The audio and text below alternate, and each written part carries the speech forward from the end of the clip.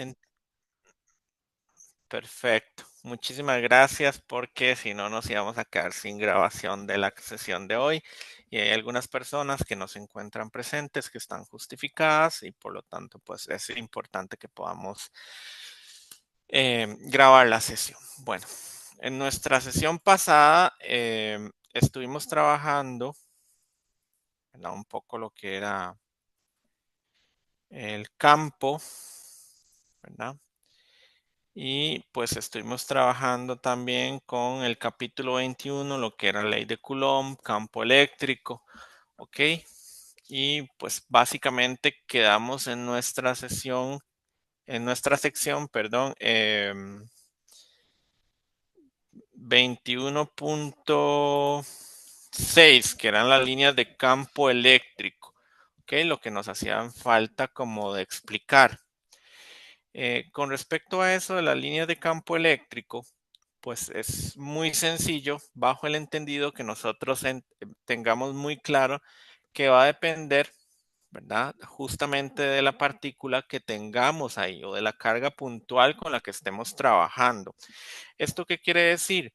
Bueno, lo que nos dice es que efectivamente van a tener un comportamiento diferente si la carga puntual o las cargas puntuales son positivas o si estas son negativas.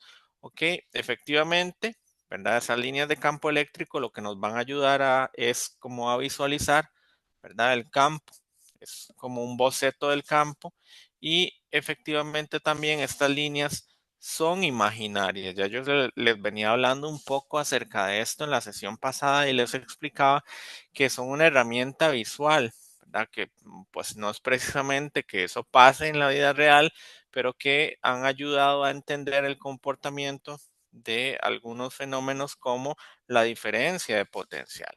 Ok, esas líneas de campo eléctrico, ¿verdad? Son tangentes con respecto, ¿verdad? A los diferentes puntos que se presentan ahí. Entonces, ¿qué quiero decir? ¿Ok? Lo que quiero decir es que nos van a dar la información de la dirección, ¿ok? Hacia dónde apunta el campo eléctrico, ¿ok? Y qué tipo de carga lo que tenemos ahí, ¿verdad? Por ejemplo, si son cargas positivas, lo que tenemos ahí, entonces las líneas de campo, que son siempre, ¿ok? Tangenciales a la curva, van a salir. Y si son una partícula o unas partículas negativas, pues las líneas de campo van a entrar siempre tangenciales a la curva, ¿ok? Y nos van a dar una idea más o menos también de la intensidad del campo. Regálame un segundo que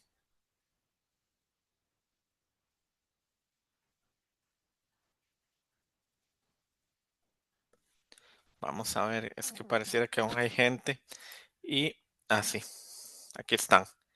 Perdón, es que como estoy compartiendo la pantalla completa, no puedo ver como en la aplicación cuando la gente está entrando o está saliendo. Entonces, por eso es que no sabía que aún había gente ahí. Ya ingresó Gabriela. Sí, ya la vi. Ok, perfecto. Ok, les decía entonces, volviendo al tema, que también podemos saber, ¿verdad? ¿Cuál es la intensidad de ese campo? Se supone que entre más cerca estén de la fuente de emisión, las líneas imaginarias, entonces este campo va a estar pues efectivamente un poco más unido y conforme se van separando del campo, pues esas distancias o esas líneas van tomando una mayor distancia unas con respecto a otras. Puede que exista también, eso es importante, que exista más de una partícula en ese campo, ¿verdad? O que formen ese campo. ¿Ok? Y eso es algo que vamos a ver pues en un ratito en el capítulo 22 cuando hablemos un poco acerca de la ley de Gauss. ¿Qué es lo que no hacen las líneas? Bueno, ellas nunca se van a cruzar, ¿verdad? Estas líneas nunca van a hacer esto. Por ejemplo, si tengo una partícula positiva, nunca van a tener entrecruzamiento entre ellas, ¿ok? no van a representar la trayectoria de las partículas cargadas, o sea que estas líneas generalmente son una representación y no están hechas a escala, por lo que eso quiere decir que entonces no importa qué tan grandes dibuje yo esas líneas que no tienen ninguna representatividad con respecto a, a la trayectoria o a qué tan cargadas estén esas partículas, ¿ok? Y además, en esas líneas tampoco hay flujos, ¿verdad? No hay flujos de electricidad, no hay flujos de corriente, no hay flujos. O sea, esas líneas solo son imaginarias, son una herramienta matemática. ¿Ok? Y esto es lo que les decía, que cuando tenemos pues una partícula o varias partículas, podemos saber más o menos cuál es el comportamiento de ese campo de acuerdo con el tipo de partícula que tengamos. Podría ser en algunos casos, por ejemplo, que, bueno, como les decía, si son positivas, salen, si son negativas, las líneas de campo entran. Si tengo interacción entre una y otra partícula, como en este caso, que podríamos decir que tenemos un dipolo, ok, las partículas, las líneas de campo, unas entran en la partícula negativa y salen de la partícula positiva. Y también podríamos tener situaciones en las que tengamos dos partículas de la misma carga, en la que efectivamente pues esas líneas de campo se repelen eh, y tienen un comportamiento asintótico con respecto a la cercanía en la que estén unas de otras. ¿Ok? ¿Hasta aquí hay alguna duda?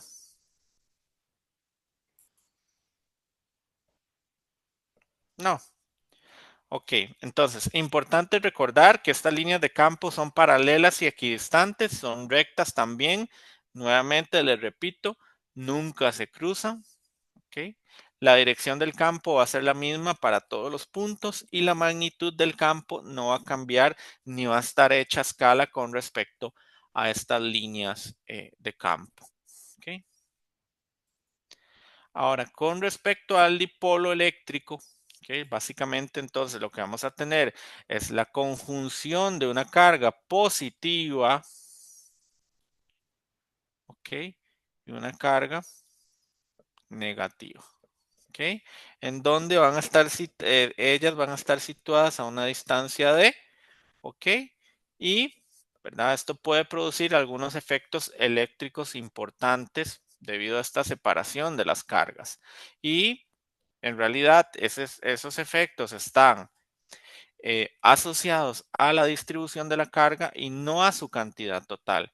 ¿Qué quiere decir esto? Que yo podría tener, no sé, 5 partículas cargadas positivamente y 5 partículas cargadas negativamente, que efectivamente esa cantidad de partículas no me van a generar ningún efecto, sino que el propio efecto lo dice la distribución. Es decir, cómo esas moléculas que forman los dipolos en un sistema están distribuidas en la partícula o en el sistema, ¿ok? Si esas partículas que están ahí, por ejemplo, están eh, realmente formando ese dipolo eléctrico o si solamente están polarizadas. Y de eso va a depender esos efectos.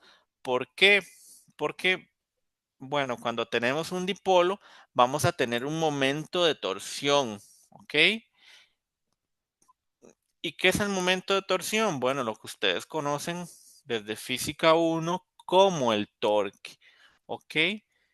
Entonces, ese torque les va a permitir o le va a permitir a ese dipolo generar cierta rotación con respecto al campo. ¿Ok?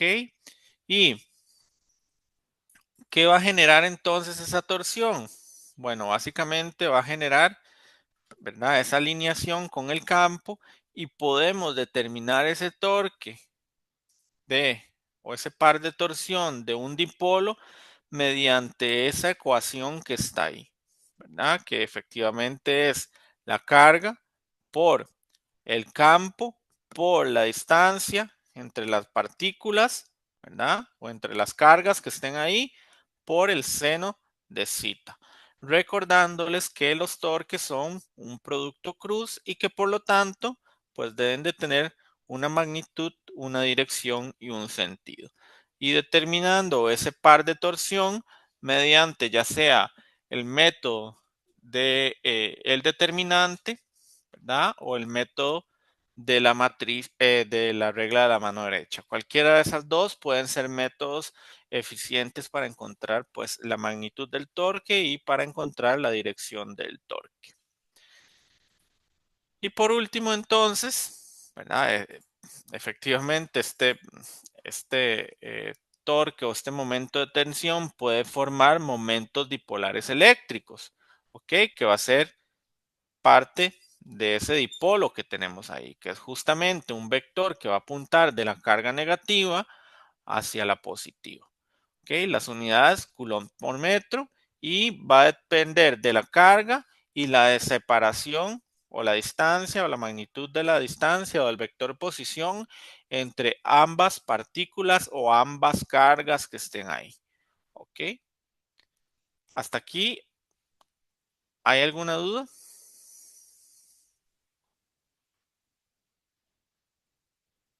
¿Sí o no?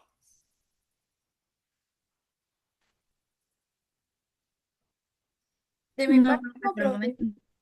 Ok. Ok. Entonces, como efectivamente hay un dipolo, ¿verdad? Que está generando un torque, también hay un trabajo. ¿Ok? Y ese trabajo va a permitir un cambio en la energía potencial del dipolo. ¿Y qué es lo que nos va a decir ese cambio en la energía potencial? ¿Ok? Que si, por ejemplo, esa energía potencial es más pequeña o que tiende hacia lo negativo, lo que nos va a decir es que el dipolo va a estar alineado con el campo, ¿ok? Eléctrico. Si la energía potencial es cero, ¿ok? Entonces no va a haber, por lo tanto, o el dipolo más bien va a ser perpendicular al campo, porque estamos conformados por un ángulo de 90, que es justamente cuando la función coseno es cero y va a ser máxima, ¿verdad? Cuando está justamente en la dirección opuesta al campo, o sea, cuando es de un valor del coseno de 180. ¿Ok? Ahora, ¿ok? ¿Por qué es esto importante? Bueno, porque pues este concepto de momento dipolar se usa en dieléctricos, en la cadena del ADN, en sensores, en antenas, ¿ok?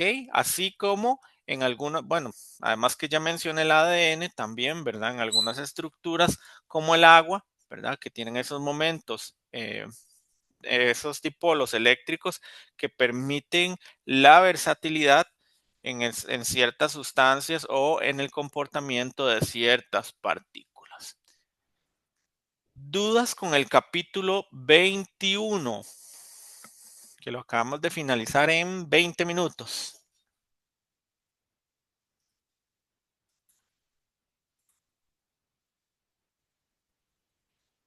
¿Dudas? No. Chicos, se me olvidó decirles, vean, vamos a ver, no me escriban al chat porque no puedo ver. Ok, no, o sea, sí veo, pero hasta que abro ahí. Entonces, si tienen una duda, escriban de una vez, porque como no estoy usando la aplicación, efectivamente no puedo ver lo que escriben ahí. ¿Dudas hasta aquí? Ya están listos para el 100, entonces. Si el quiz fuera hoy.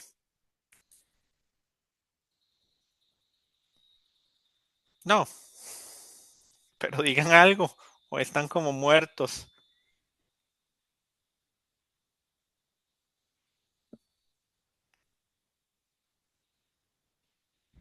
Sin dudas, Nada. profe.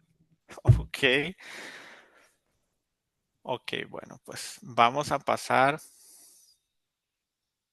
a efectivamente nuestro capítulo 22.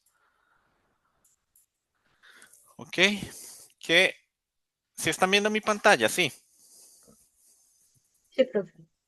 Ok, que corresponde a la ley de Gauss. Este capítulo es súper interesante porque nos plantea una cuestión como contraria a lo que veníamos trabajando en el capítulo 21, pero ya vamos a ver. Ok, como metas de aprendizaje, pues efectivamente tenemos determinar la cantidad de carga dentro de una superficie cerrada mediante eh, el análisis del campo eléctrico en dicha superficie, comprender el concepto de flujo eléctrico y aplicar los métodos adecuados para calcularlo, explicar la ley de Gauss y cómo ésta se relaciona con el flujo eléctrico a través de una superficie cerrada con la carga encerrada por dicha superficie, aplicar la ley de Gauss para calcular el campo eléctrico generado por distribuciones de carga con simetría, identificar la ubicación de la carga en un conductor cargado. ¿Ok? Entonces, como les decía, en el capítulo anterior, ¿verdad? Aprendimos varias cosas importantes. Primero, que si teníamos una carga puntual, ¿ok? Esta carga iba a generar un campo eléctrico alrededor. O sea, que esa propiedad del campo eléctrico de las partículas es una propiedad inherente. Es decir, que no podemos por nada del mundo, ¿verdad? Decir que si una partícula tiene masa, por ejemplo, no tiene o no puede generar ese campo eléctrico, ¿ok? Que si efectivamente, si tenemos un conjunto de cargas, ¿ok? Nosotros podemos calcular los vectores formados por ese campo eléctrico y generar un cálculo del campo eléctrico total, ¿ok? Que efectivamente teníamos que darle un tratamiento vectorial a esas partículas que estaban ahí. No las podíamos sumar como que si fueran magnitudes escalares. Y que si tenemos una carga de prueba, podíamos medir el campo eléctrico en un punto específico. ¿Ok? Que si teníamos una, no sé, una carga positiva y queríamos medir el punto en un punto específico, P o Q, ok, ese campo eléctrico, efectivamente lo podíamos hacer. Y que dependiendo de más, muy importante, que con este tercer punto tenemos que recalcar que debemos reconocer que no siempre, ok, las partículas son puntuales, sino que teníamos partículas con campos eléctricos uniformes, ok, en las cuales también podíamos calcular cuál era justamente ese campo eléctrico total a partir de una carga puntual o de una partícula o de un punto en específico para analizar Profe, ese campo eléctrico. Ujú. disculpe, usted me mandó la presentación por algún lado, es que no la encuentro. Ay, creo que no. ¿Saben por qué no? Porque hasta ahora la rescaté. Bueno, no hasta ahora la rescaté. Vamos a ver. Mi presentación, es más, yo creo, vean, está incompleta. Ok, no la he terminado. No he logrado cerrar el capítulo. Por eso que me pasó. En realidad, mi verdadera presentación se quedó en mi computadora, a la cual no tengo acceso en este momento. Pero tuve que efectivamente pues, rescatarla para comenzarla prácticamente de cero para para dar la clase ahora. Entonces, les voy a compartir la presentación hasta donde está en este punto, pero eh, sepan que les falta, ¿verdad? Que luego la voy a actualizar por si acaso. Voy a pasarla aquí. Esperen porque no me dejó pasarla. Mm, ok. Voy a ver si puedo abrir el WhatsApp web, porque tampoco lo tengo abierto, como les dije. Eh, no es mi computadora. Regálenme un segundito para ver aquí, abrir.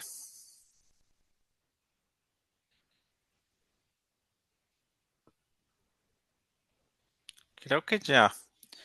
Ok, voy a mandarle la presentación entonces. Estamos viendo, ¿verdad, profe? Por cualquier cosa.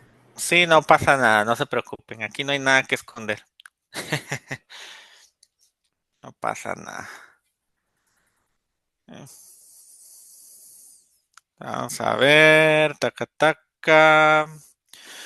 Y aquí tenemos el grupo Moderna Teoría. Hoy no, este no es. Aquí, este sí es, ¿verdad? Ok, creo que sí. Entonces, para que sepan, están advertidos que está incompleta. Ok. Nada más ustedes, luego cuando puedan, entonces les facilito realmente la que tengo completa. No saben, es que ustedes no saben la carrera del día de hoy. Casi vengo a dar clases a capela. Ay, Dios, ya hasta que me estresé. Eh, ok, ya les llegó, sí. Sí, profe. Sí, ya llegó. Ok, perfecto. Bueno, entonces les decía, o estábamos aquí como, ya pueden ver mi pantalla también. Sí, también. Sí, profe.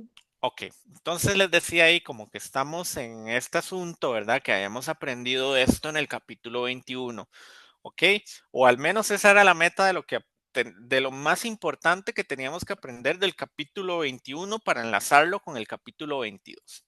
Ahora, en este capítulo 22, lo que necesitamos saber, ¿ok? Es realmente cuánto es la carga que hay en una superficie encerrada, ¿ok? O sea, vamos a ver. Imaginen que ustedes tienen una caja misteriosa, ¿ok? Ahí, como una caja de zapatos, que tienen una partícula que está ahí encerrada y no saben en realidad cuánta carga hay. Es decir, ustedes no saben si hay una carga positiva, si hay 3 cargas positivas, si hay 5 cargas positivas, no saben si hay una negativa o no saben si hay una positiva o una negativa, ¿ok? Entonces, lo que nos proponen en este capítulo es aprender a calcular la carga, ¿verdad? A partir, o bueno, el flujo, más que todo, a partir de encerrar cargas en superficies imaginarias o en figuras imaginarias. Generalmente lo que hacemos aquí para este capítulo es trabajar con cajas. O sea, que lo que vamos a hacer es básicamente encerrar las cargas en cajas, ¿ok? Que pueden ser generalmente son paralelepípedos, ¿ok? Como las cajas de pasta de dientes. Y a partir de eso, ¿verdad? Y de los cálculos que vamos a aprender a hacer en esta sección o en este capítulo, vamos a comprender que podemos saber qué es lo que contiene esa caja, ¿ok? Eso es lo que vamos a hacer. Antes sabíamos que había una, una partícula, ¿verdad? O que estaba ahí cargada porque generaba un campo, ¿ok? Y perturbaba el medio. Ahora vamos a aprender a adivinar, básicamente, bueno, matemáticamente o demostrar matemáticamente cuántas partículas o qué es lo que está ahí contenido, ¿ok? Entonces les decía que vamos a trabajar con cajas o superficies cerradas, ¿ok? Donde efectivamente para nosotros va a estar delimitada, ¿verdad? Por un espacio en un eje de coordenadas generalmente. A veces lo precisamos, a veces no. Y importante, no nos importa el tamaño de la caja, ¿ok? No nos importa lo que hay adentro de la caja. Lo único que nos va a importar es si hay algo ahí adentro o no. ¿Ok? Porque dependiendo de si hay algo adentro o no, ahí en la caja, vamos a tener ciertos comportamientos o ciertas situaciones con el flujo. ¿Ok? Y bueno, pues más adelante vamos a hablar de lo que es específicamente el flujo. Ahora, vamos a ver, ¿cómo sabemos nosotros o cómo podemos saber nosotros qué es lo que hay aquí? Yo tengo esa cajilla ahí, ¿ok? ¿Y cómo puedo saber yo si ahí adentro hay algo? ¿Ok?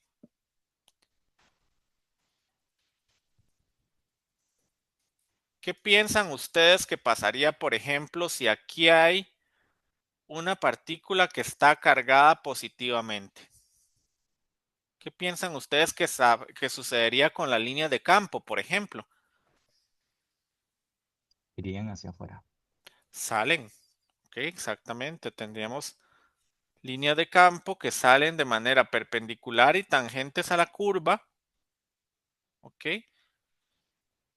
Y si tuviéramos una partícula negativa, ¿qué sucedería?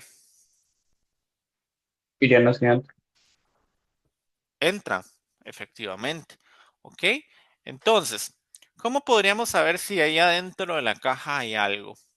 Bueno, por ejemplo, podríamos poner una carga de prueba, ¿ok? Y calcular el campo eléctrico, ¿ok? Podríamos medir la fuerza, ¿verdad? También y ver cuál es la interacción entre estas partículas y ver cuál es el campo eléctrico.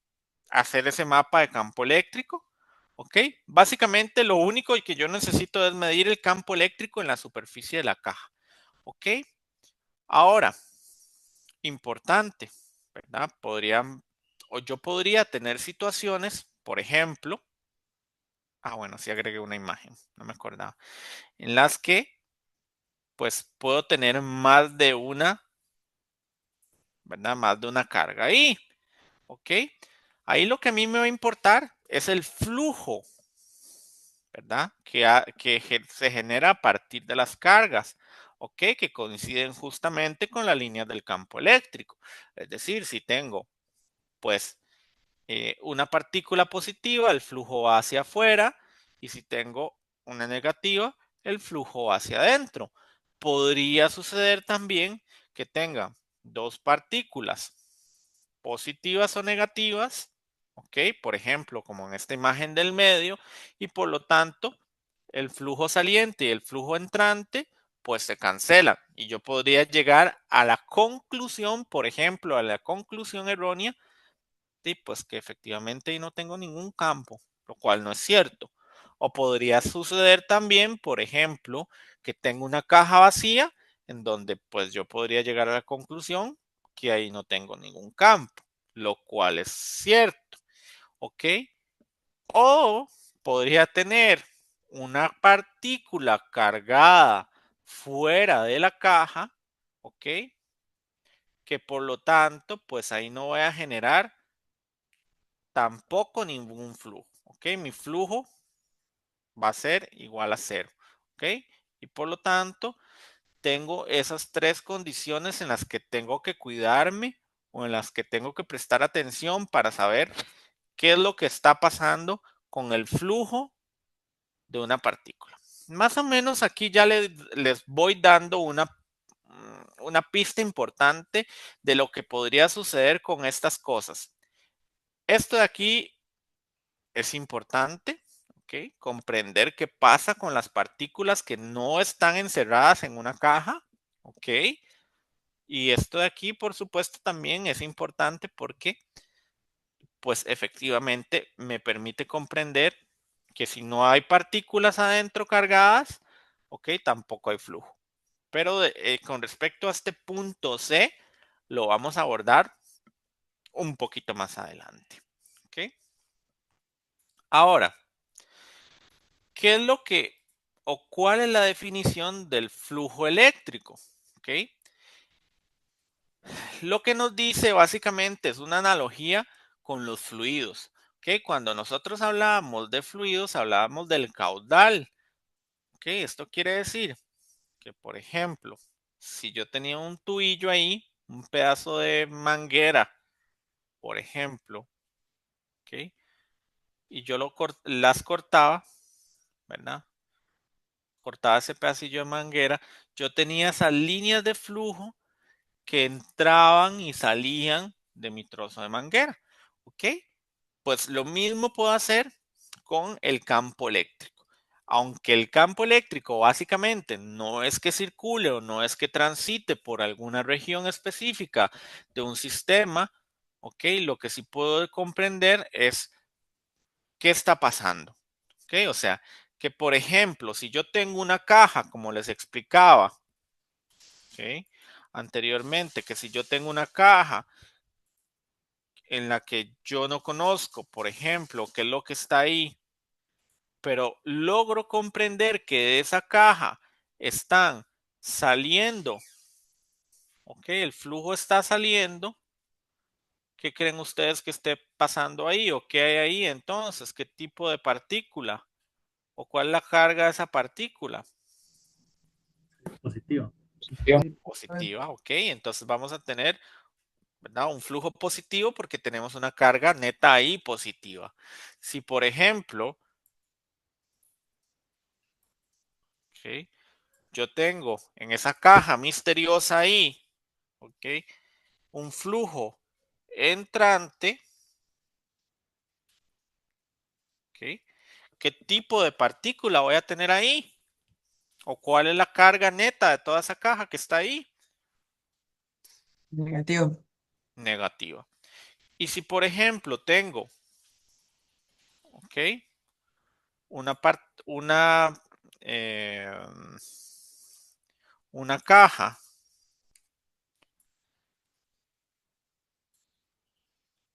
en la que percibo esto, ¿qué conclusión o qué conclusiones podría sacar yo de esta caja en la que estoy percibiendo esa situación?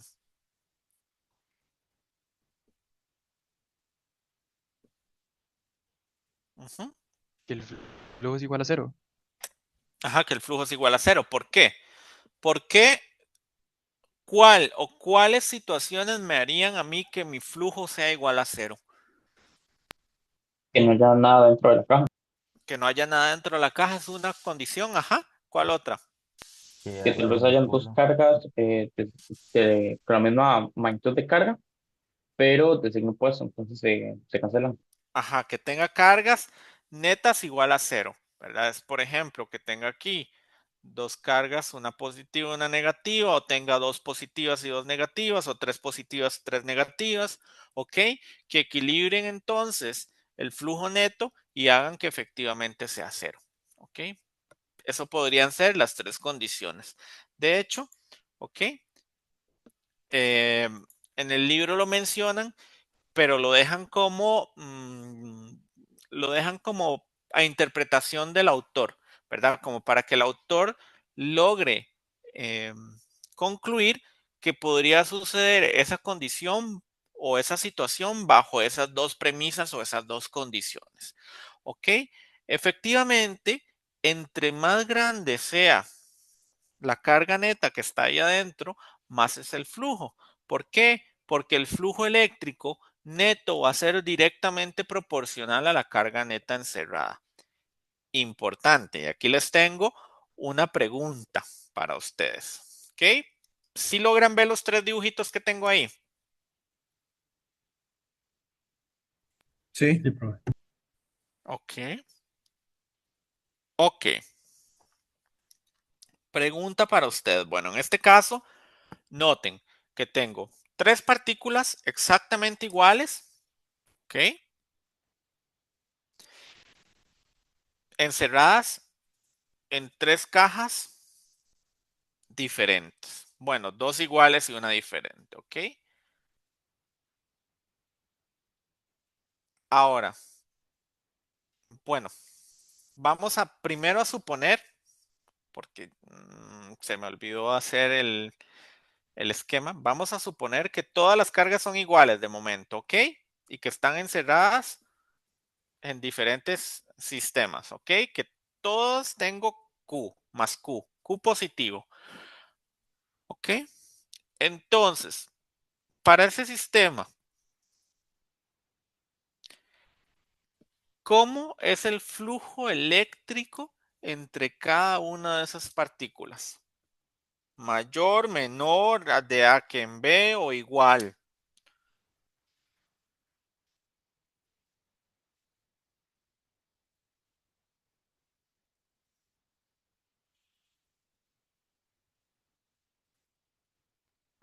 Varía según el tamaño de las cajas, ¿no?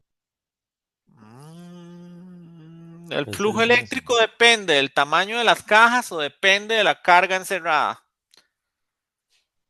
Es el, Depende de la carga encerrada.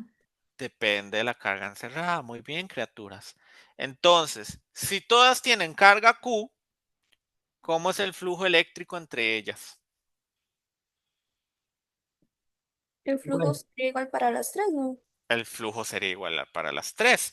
Ahora, tengo una pregunta del millón para ustedes. ¿Ok? Con respecto a esas imágenes, ¿ok? Que ustedes tienen ahí, ¿cuál de esas imágenes o cómo sería más bien el campo eléctrico de esas cajas en comparación una con otra. ¿Y por qué?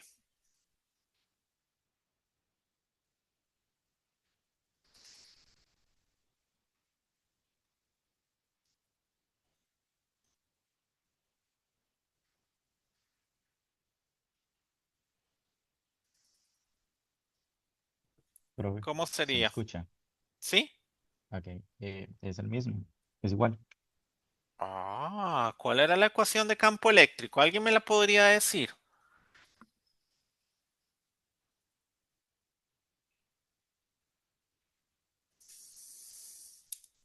¿Cuál era la ecuación de campo eléctrico? Era la constante por la carga sobre la distancia. No, yo, la 2. Ajá. Entonces, decíamos que el campo eléctrico de una, ajá, de una carga puntual es igual a la constante K por la carga por el radio al cuadrado, ¿ok? Por el vector unitario R, ¿ok? Entonces, vamos a ver, si medimos el campo en la superficie de esta caja, el campo eléctrico sería el mismo para todas. Sería menor para la tercera, ¿no? Ah, exactamente, porque el campo eléctrico va a depender del punto donde midamos ese campo eléctrico a partir de donde esté la carga que está generando ese campo eléctrico. ¿Ok? Entonces, importante, flujo eléctrico, criaturitas, depende de cuántas partículas estén ahí metidas. ¿Ok? Y campo eléctrico depende de la distancia de la partícula de prueba con respecto al punto donde estemos midiendo ese campo eléctrico. Recuerden que entre más cerca estemos de la partícula, ¿ok? Es más grande el campo eléctrico y entre más nos alejamos es más pequeño el campo eléctrico. ¿Estamos claros con eso?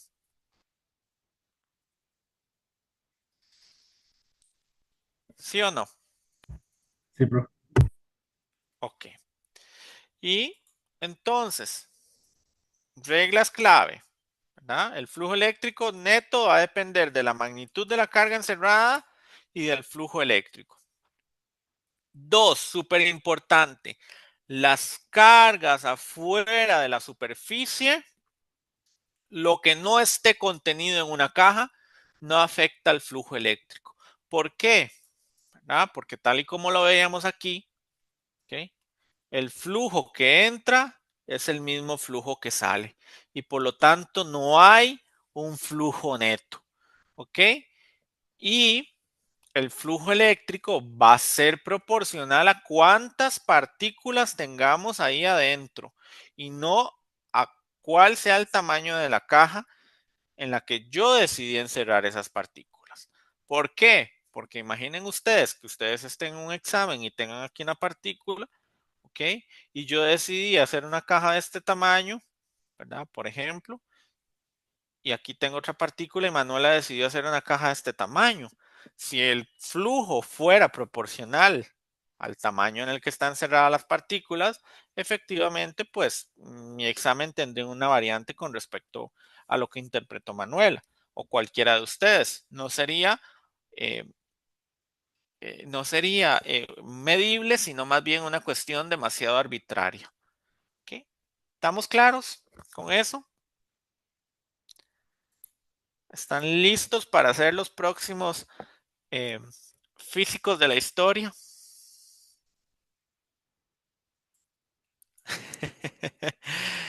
Ay, criaturas, ¿por qué hoy están tan serios? ¿Qué les pasó hoy? Apenas es semana 3, no me pueden decir que están cansados.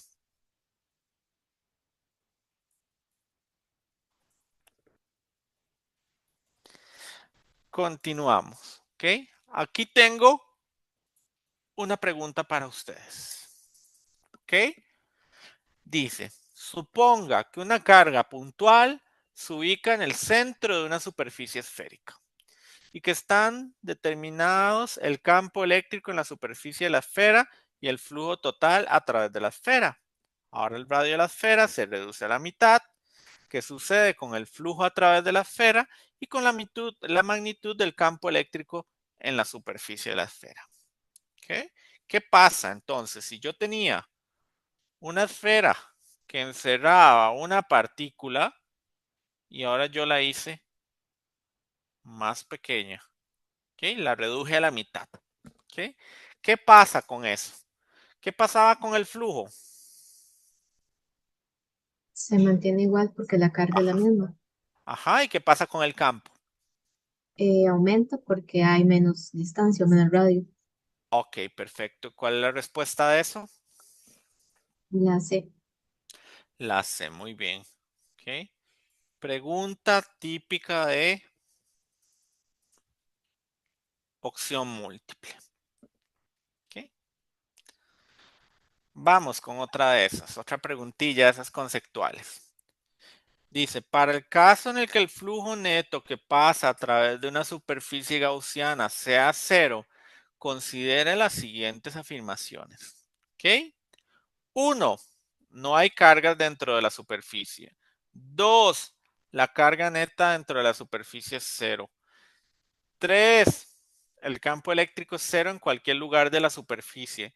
4. El número de líneas de campo eléctrico que entra a la superficie es igual al número que sale de ellas. ¿Cuáles de las afirmaciones son correctas?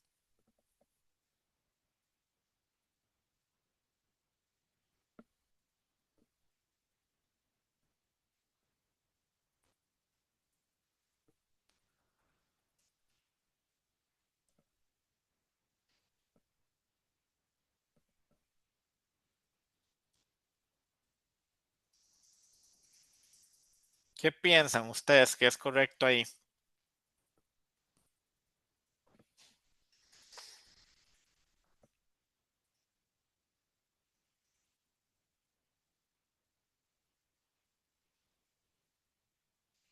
Creo que sería la... Ok, dicen que la correcta es que no hay cargas dentro de la superficie. Dicen por ahí, perdón, que no hay cargas dentro de la superficie y que no hay carga neta o que la carga neta es cero. ¿Qué piensan ustedes? ¿Los demás qué piensan?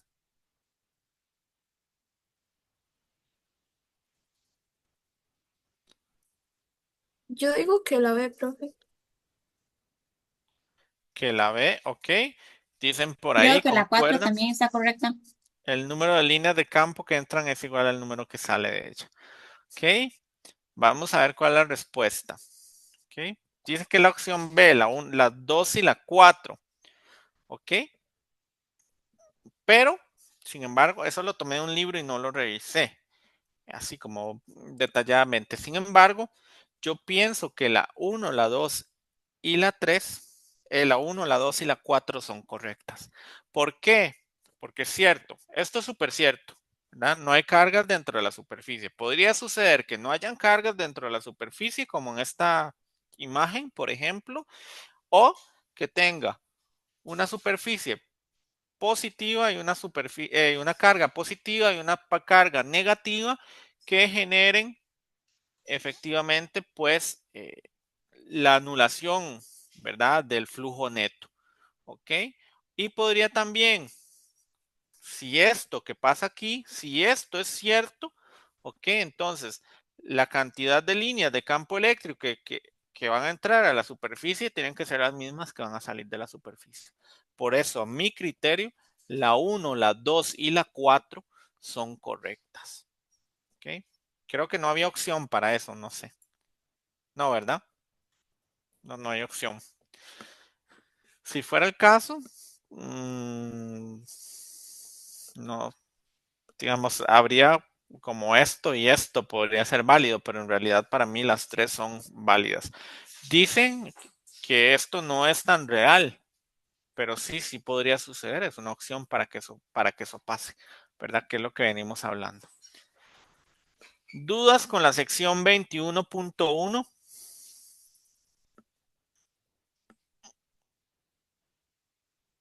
¿Alguna duda con la sección 21.1?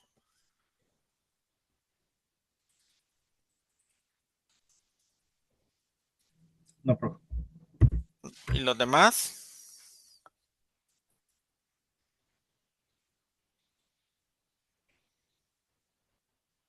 Ok, No, profe, todo está bien. ok, listo.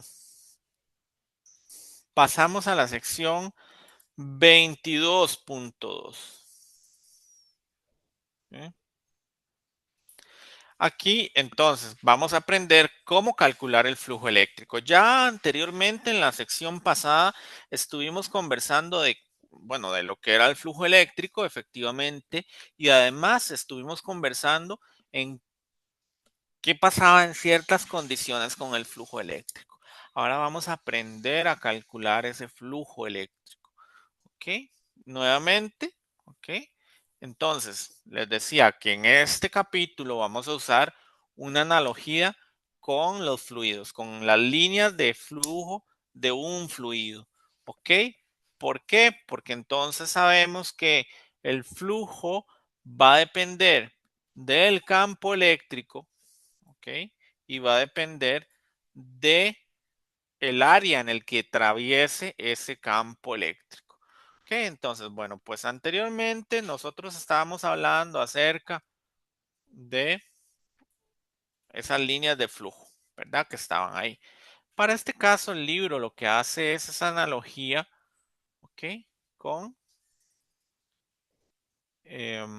una malla rectangular, ¿ok? Y dice que a partir de eso, ¿ok? O que a partir de ahí circula, ¿ok? Un fluido.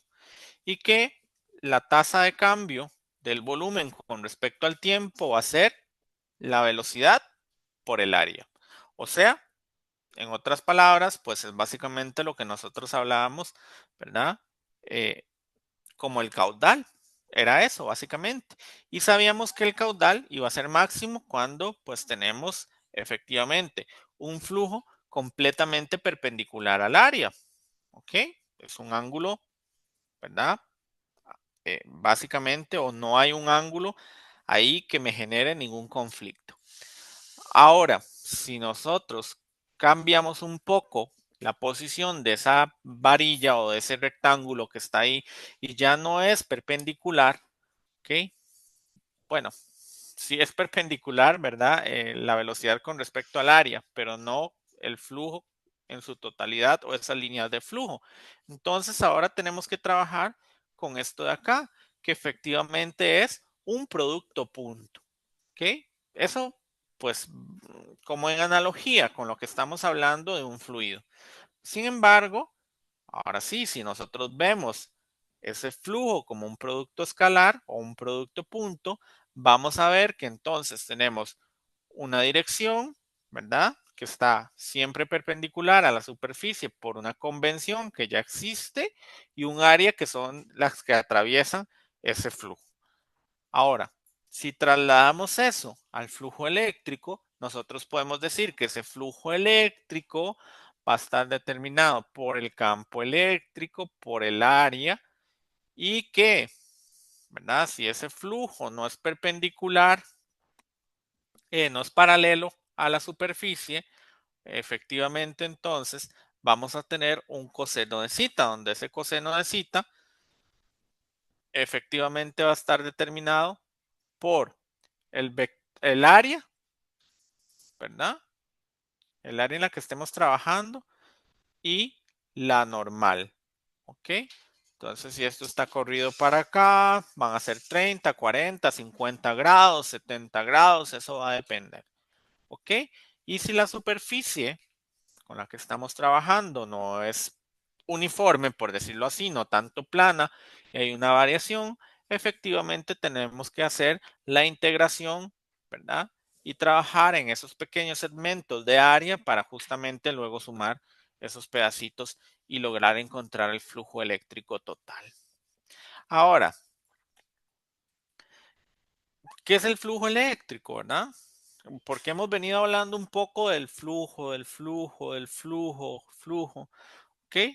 Es básicamente cuánto es la cantidad de campo eléctrico que atraviesa en esa superficie, ¿ok? O sea, por decirles, si nosotros decíamos en el caudal, o si hacíamos la analogía con el fluido y decíamos, ok, el caudal son esas líneas de flujo que atraviesan un tubo y que me permiten saber cuánta agua pasó por ahí por unidad de tiempo, o cuánta agua pasó por ahí eh, en tasa de unidades cúbicas, pues también yo puedo saber entonces cuánto campo eléctrico pasó por una superficie. ¿Qué puede ser? Una superficie uniforme como esta o puede ser una superficie amorfa. De cualquiera de las dos formas lo voy a poder calcular. Uno sea por esta ecuación que tengo aquí, la primera, ¿verdad? Que es para campos, para flujos eléctricos uniformes, o esta que tengo acá, que es para justamente cuando ya todo mi sistema con el que estoy trabajando deja de ser completamente uniforme. ¿Ok? Puedo tener diferentes situaciones, como explicaba anteriormente. ¿Ok? Si el área es perpendicular al campo eléctrico, ¿ok? Entonces, efectivamente, el flujo eléctrico va a estar determinado únicamente por el campo eléctrico y el área, ¿ok? Esa área superficial. ¿Por qué? Porque no tengo ningún ángulo entre el área y la normal, o no tengo ningún ángulo, básicamente, que me permita ver eso desde otra perspectiva, ¿ok? Es lo que les estaba diciendo, ¿verdad? El área, ¿verdad? Perdón. El área aquí, ¿ok? La superficie toda esta, el vector normal y por lo tanto, ¿ok? La apertura que hay entre el vector normal y el vector área, ¿cuál es?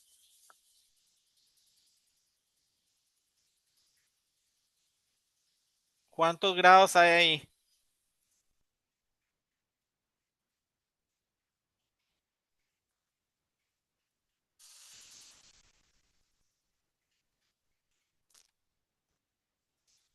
¿Cuántos grados hay aquí, criaturas?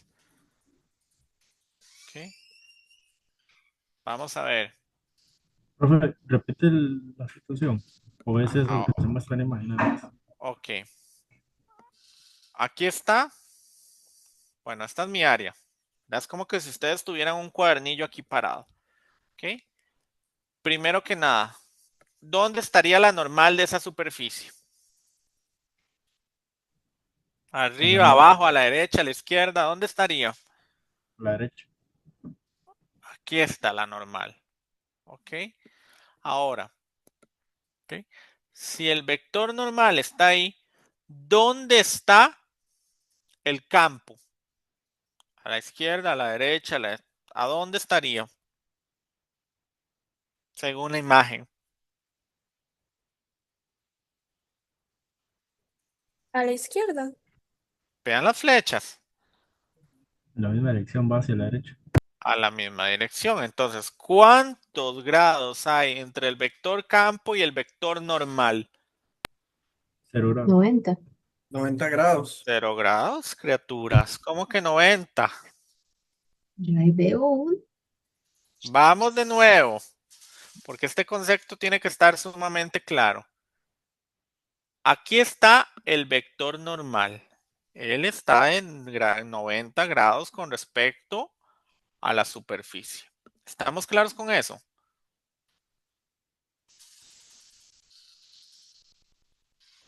Aquí está mi vector campo eléctrico.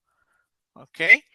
Ahora sí, ¿cuántos grados hay entre el vector normal y el vector campo eléctrico?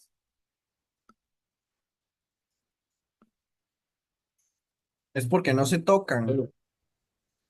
Bueno, si 0 yo grados. represento eso, vamos a ver. Por ejemplo, plano, me devuelvo a física 1 momentáneamente. una microregresión.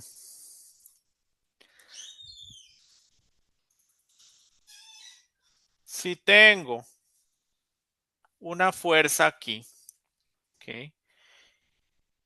Y tengo un desplazamiento aquí,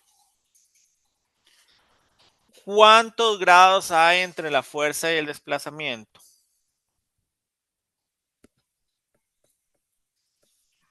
0. 0, porque son paralelos, ¿verdad? O sea, ahora, si tengo una normal aquí y tengo un campo que va en esa misma dirección de la normal, ¿cuál es la dirección entre la normal y el campo?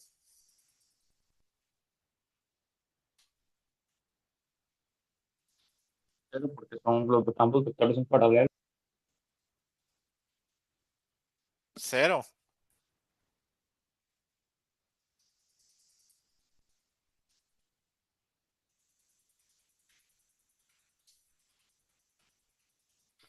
¿Ok? Entonces, recuerden que el flujo es un producto punto, un producto escalar, que su ecuación es el campo por el área por el coseno de zeta. Como en este caso, el campo y el vector normal, que es el que me determina la dirección o los grados entre el del coseno de zeta, son paralelos, entonces ahí lo que está pasando es que esto es así, por el coseno de 0. Y por lo tanto, esto se simplifica de esta manera. ¿Ok? ¿Estamos claros? ¿O no? Ahora sí, profe. Sí, profe. ¿Ok? ¿Alguien tiene dudas? ¿Alguien sigue teniendo dudas con eso? No. Ok. Podría pasar también que ahora sí, que ya mi vector normal y mi vector campo no sean paralelos. ¿Ok? Entonces, cuando eso pasa, ¿ok? Por eso les dejé aquí la anotación que phi o cita o el nombre que le quieran dar es el ángulo entre el campo y el vector normal. ¿Ok? Entonces, veamos esta situación. Estas que les dejé acá. ¿Ok? Ahora sí, ya mi área, ¿ok? Ella está un poco inclinada.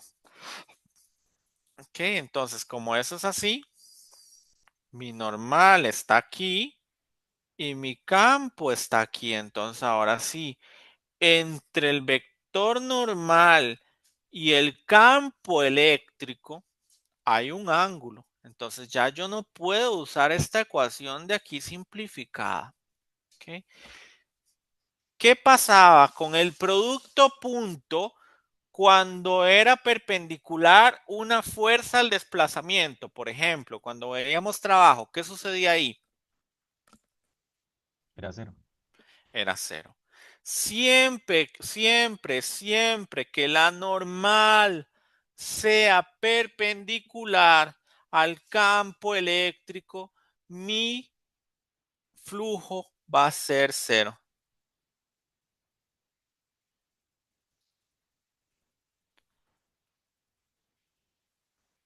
¿Dudas? ¿Dudas? ¿Comentarios?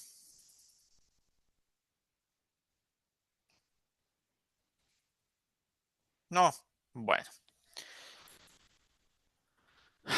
Recordar entonces, ¿ok?, que la superficie tiene dos lados y que hay dos posibles direcciones, ¿ok? Pero que siempre vamos a elegir trabajar con el vector normal.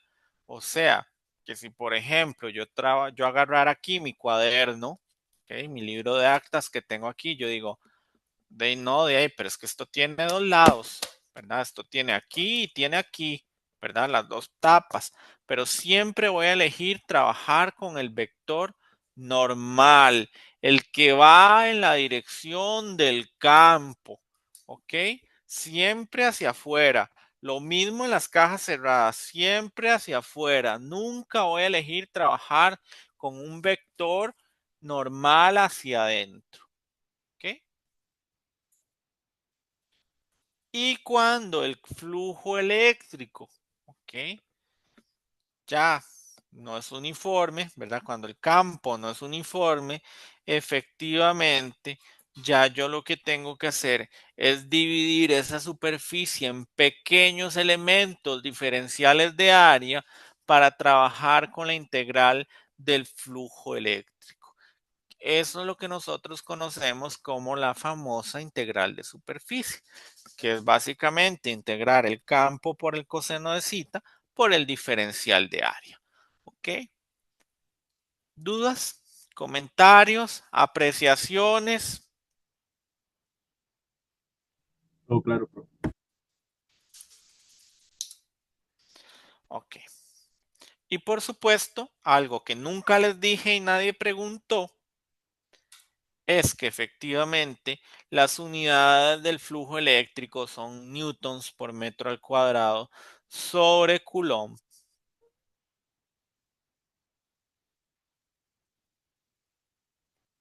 ¿Ok? Profe, una Ujú. consulta. ¿Sí? Cuando hablamos del flujo eléctrico,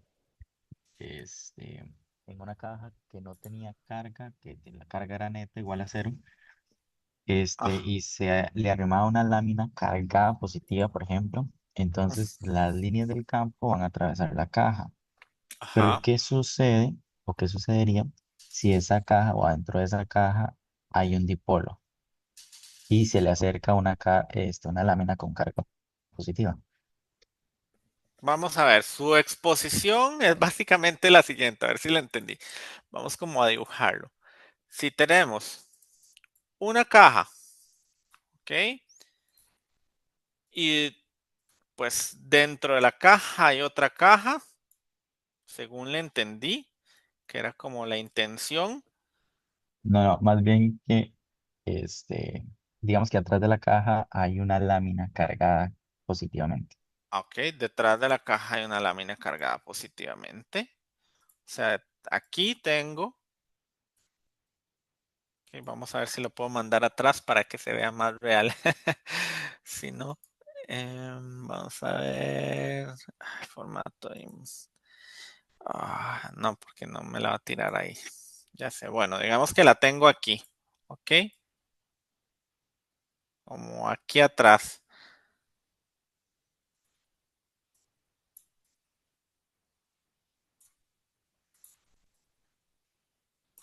Mm, Clic derecho no lo puede enviar al fondo, profe. Lo intenté, pero no lo vi. Ahí Caer está. al fondo, ya la vi, ya la vi. Ok, y digamos, vamos a cambiar el contorno rojo a eso. Ok, si digamos que tenemos una lámina ahí. Ok, ¿algo más que haya que agregarle a ese sistema, a ese supuesto sistema? Bueno, la lámina de atrás estaría cargada positivamente. Ajá, ok. Aquí está Acá. entonces, aquí cargado, más, más, Ujú. más, ajá. ¿Y qué más? Y en la caja también hay carga. Ajá, ¿cómo la carga la caja? Bueno, digamos que para esta primera exposición que exista un dipolo. Ok, hay un dipolo ahí. ¿Qué va a pasar ahí?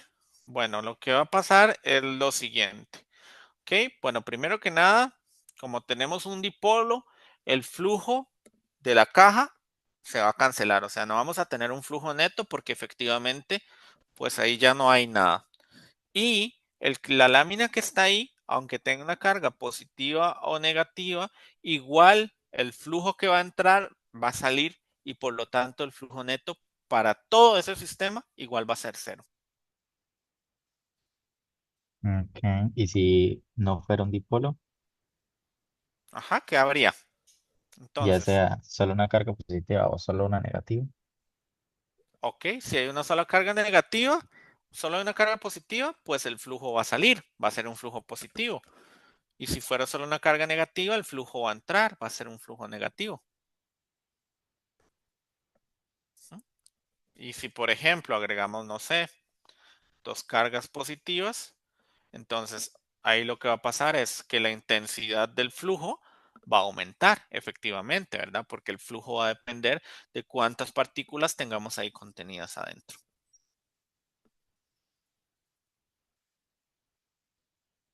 Ujú. Entonces, digamos que esto del flujo no es como que aunque sean positivas, se repelen. No, más bien, entre más partículas positivas hayan ahí, va a aumentar la intensidad del flujo. Porque la intensidad del campo va a aumentar, ¿verdad? Nótese acá que el flujo es directamente proporcional al campo, ¿verdad? Lo hemos venido pues analizando como acá, entre más campo haya, pues efectivamente más grande va a ser el flujo. O sea, entre más partículas hayan ahí, más grande va a ser ese flujo que tenemos ahí. Ujú. ¿Estamos claros o no? Sí, sí, sí, gracias. Ok. Aquí puse unos ejemplos de calentamiento que son muy fáciles y aquí puse ya como un ejercicio ahí más o menos, unos más o menos, ¿verdad? Este es como muy sencillo también, pero nada más como para que comprendamos la esencia, ¿ok? Y este ejercicio 2 ya sí tiene un poquito más de complejidad. Entonces vamos a ver este primero, que es como ahí, como de maternal. Esto es como de prekinder. ¿Ok? Dice que tenemos una lámina plana que tiene una forma rectangular con lados de longitud de 0,400 y 0,600. La lámina está inmersa en un campo eléctrico uniforme 75 newtons sobre Coulomb. ¿Ok? Dirigido a 20 grados con respecto al plano de la lámina, encuentre la magnitud del flujo eléctrico a través de la lámina. ¿Cómo encontramos el flujo eléctrico ahí?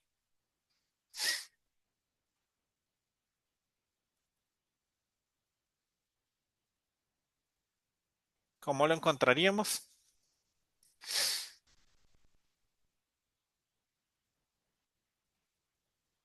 Usando la ecuación de flujo en la que existe un ángulo entre la superficie y el campo. Ajá, muy bien. El campo, ok, por el área, por el coseno de zeta. En este caso, el flujo sería igual al campo, que son 75 newton sobre Coulomb, por el área, que son 0,400 por 0,600, por el coseno de cuánto. De 50. ¿Por qué 50? Perdón, de 70. De 70, muy bien. Ok, ¿cuánto sería esto?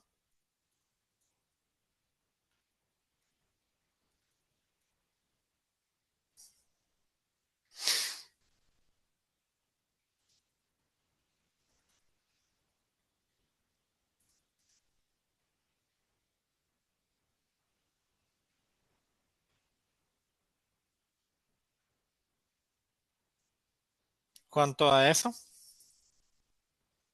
6.15.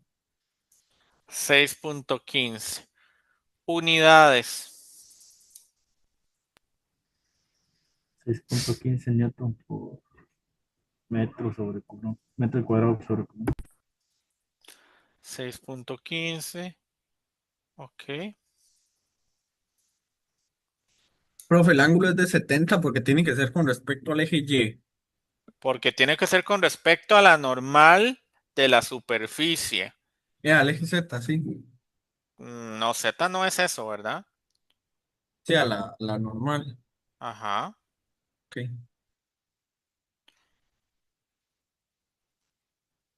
Ok. ¿Dudas con eso?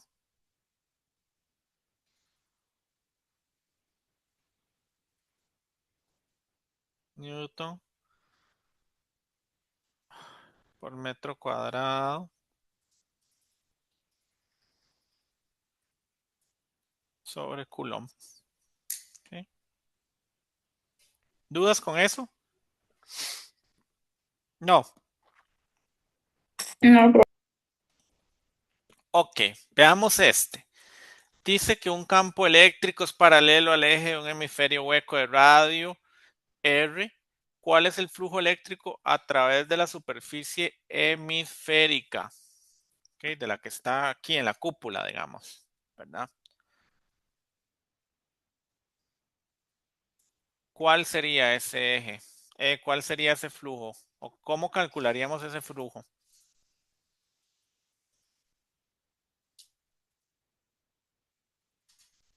¿Qué harían ustedes ahí?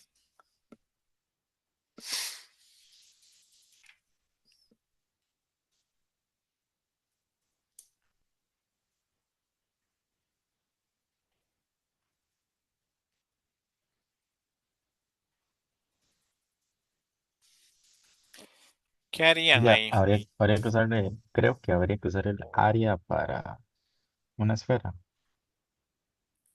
Digamos Eso la es una forma. esfera. Mm, Bueno, sí, sí, es una esfera, sí tiene razón. Digamos, muy bien, hasta ahí estamos bien, ¿ok? Pero ¿qué más tenemos que analizar ahí?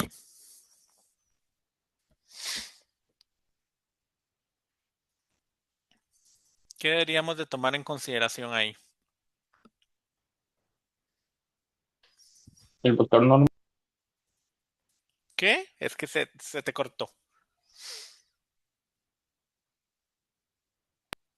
el vector normal, El vector normal, bueno, lo podemos ver ahí, ¿verdad? Claramente en el eje.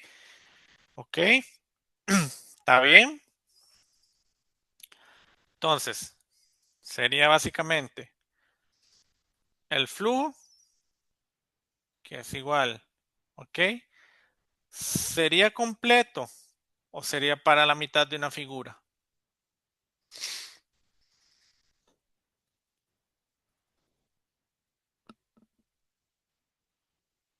la mitad. La mitad, entonces sería un medio del campo por el área, ¿ok? Entonces esto sería igual, el flujo es igual a un medio por el campo y el área de una esfera es,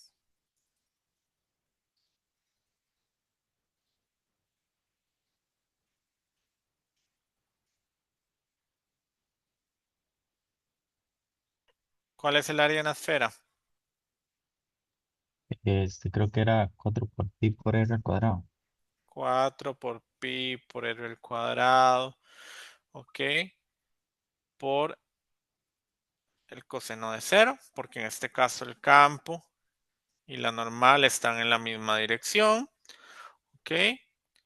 Esto se simplifica, ¿ok? ¿Y cómo nos queda eso?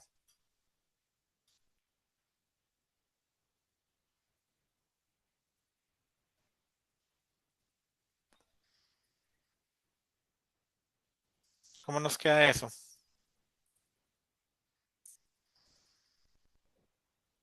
2pi por r al cuadrado por el campo. ¿Ok? Esa sería nuestra respuesta para el inciso A. ¿Ok? ¿Qué pasa si ahora si ahora el campo es perpendicular al eje? ¿Qué pasaría ahí?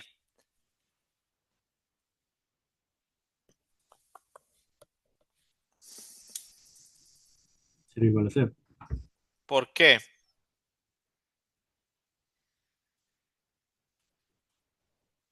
¿Por Porque qué haría un sería? ángulo de 90, ¿no? Porque tendríamos un ángulo de 90. ¿Dudas?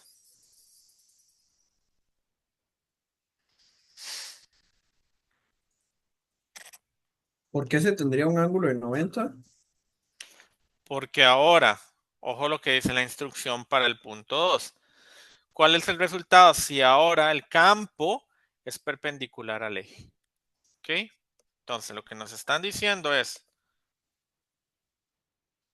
aquí está mi eje y ahora mi campo va para acá. O sea, mi vector normal forma 90 grados con respecto al campo. Por lo tanto, el coseno ahí es de 90 y el coseno de 90 es 0. ¿Estamos claros o no? Sí, ok. Ok. Bueno, ahora intenten ustedes solitos. ¿Les parece?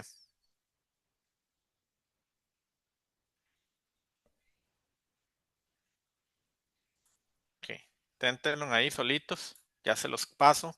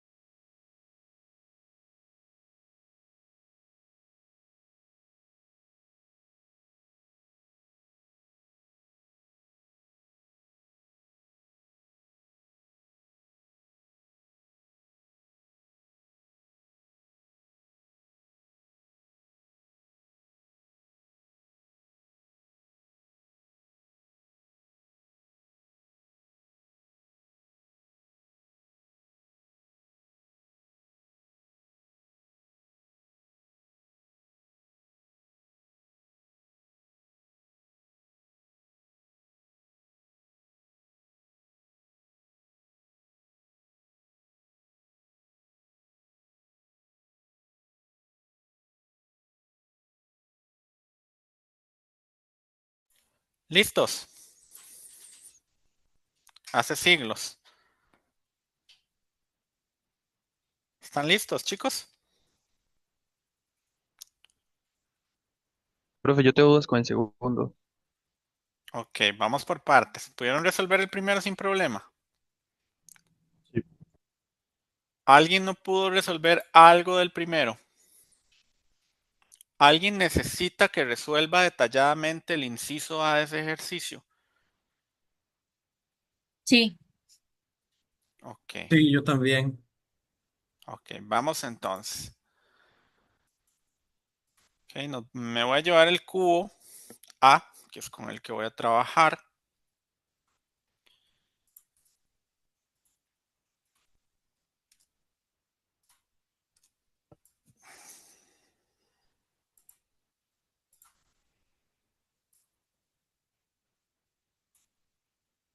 Ok. Entonces me piden que calcule, ¿verdad? Que es del lado L, que calcule el flujo eléctrico que pasa en las caras del cubo y pues el flujo total, ¿verdad? Entonces vamos a calcular el flujo eléctrico para la cara 1, ¿ok?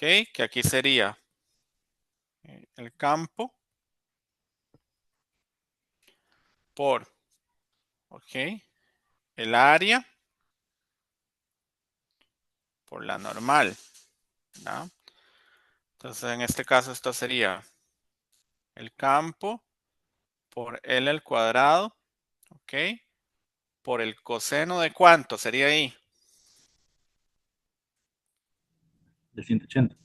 De 180. O sea, esta expresión quedaría como menos E por L al cuadrado, ¿ok? El flujo eléctrico de la cara 2, ¿ok? Que es esta que está aquí, ¿verdad? Esto sería E por L por N, que esto es igual a E por L al cuadrado por el coseno de ¿cuánto? 0. Por el coseno de 0. Y eso daría E por L al cuadrado. Vamos con el de la cara 3. ¿Ok? De la cara 3, esto sería, ¿ok? E por L por N. Esto sería E por L al cuadrado por el coseno de ¿cuánto? 90. Y eso sería entonces 0. Ok, vamos con el de la cara 4. Esto sería E por L por N. Esto sería E por L al cuadrado por el coseno de ¿cuánto? 90 también. Y esto sería 0. El flujo para la cara 5, donde esto sería E por L por N. ¿Cuánto daría eso? ¿Cuánto sería el coseno? 90 también, efectivamente. Sigue siendo 0. Y el de la caja 6, de la cara 6, perdón, eso sería E por L por N. ¿Cuánto sería el coseno ahí?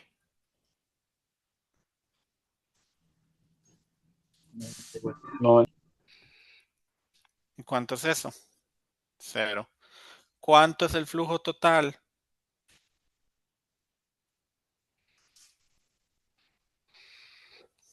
0. 0. ¿Sí? Eso con el inciso A. Con el inciso B, vamos a ver. Ahora, esto se movió un poquitito. ¿Ok? ¿Se puede volverse un momentico para tomarle foto? Sí, claro. Ya, gracias. ¿Ok? Ahora,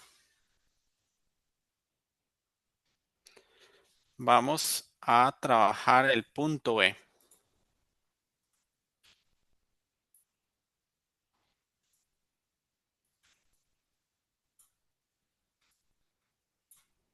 Vean que ahora está un poco movido. ¿Ok? Entonces, ok, el flujo para la cara 1. Esto sería E por L al cuadrado por el coseno de ¿cuánto? 180 más zeta. 180 menos zeta más bien, ¿verdad? Pero es la cara 1. Ajá, la cara 1. Ok. Ajá. Y entonces eso sería básicamente, ¿verdad? No sé. Eso sería, pongámosle. Ujú. ¿Cuánto daría eso?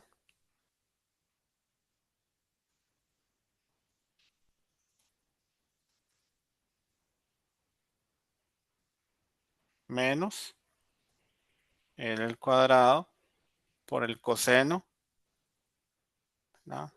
De, bueno, pongámosle nada más menos L al cuadrado, ¿ok? Ahora, el de la cara 2. ¿Cómo sería el de la cara 2?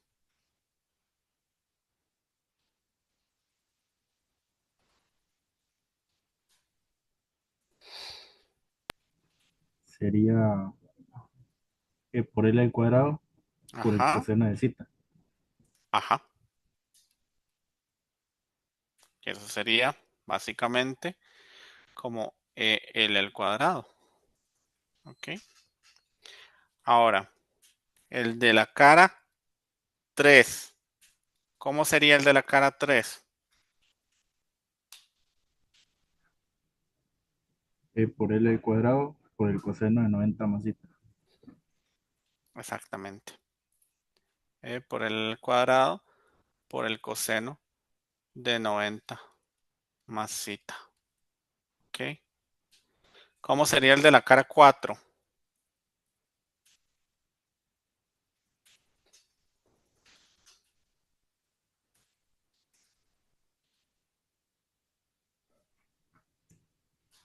Por L al cuadrado por el coseno de 90 menos zeta. Por el cuadrado por el coseno de 90. Muy bien. Menos zeta. ¿Ok? ¿Y el de la cara 5?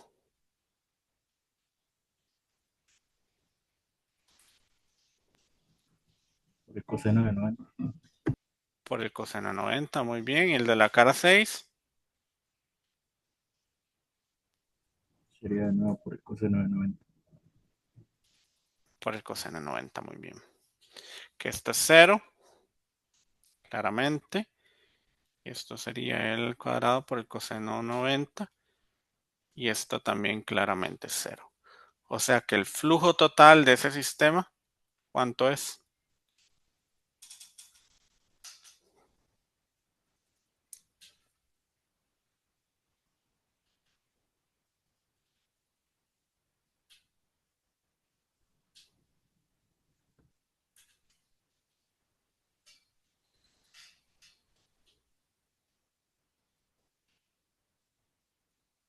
Profe, Ajá. ¿Cuánto es eso? pienso yo que es cero, pero tenía una duda. Ajá. ¿De dónde es o por qué era L al cuadrado? ¿Cómo? Porque es el área, ¿verdad? ¿Cuál es el área de un cuadrado? Bueno, de una cara, de un cuadrado. ¿Cuál es el área de un cuadrado? Si esto es de longitud L y esto es longitud L. Ah, como es la base y la altura, entonces por eso al cuadrado. Exacto, lado por lado. Ah, gracias. Con gusto. ¿Dudas con eso?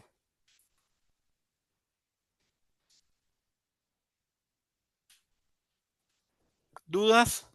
¿Comentarios? ¿Apreciaciones?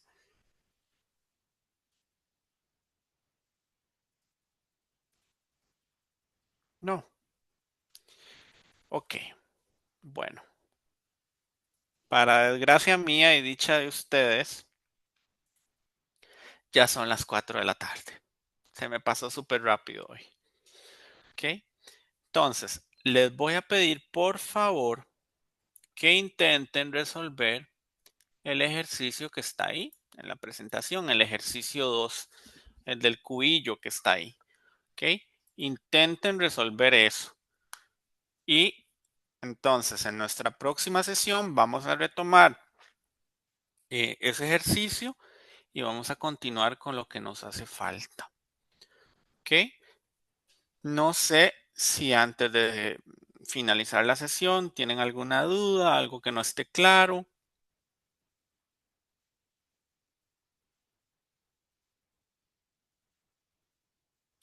Lo de los grupos para proyecto. Ya casi lo vemos, ¿ok? Déjame grabar ya, profe. Sí, si quiere.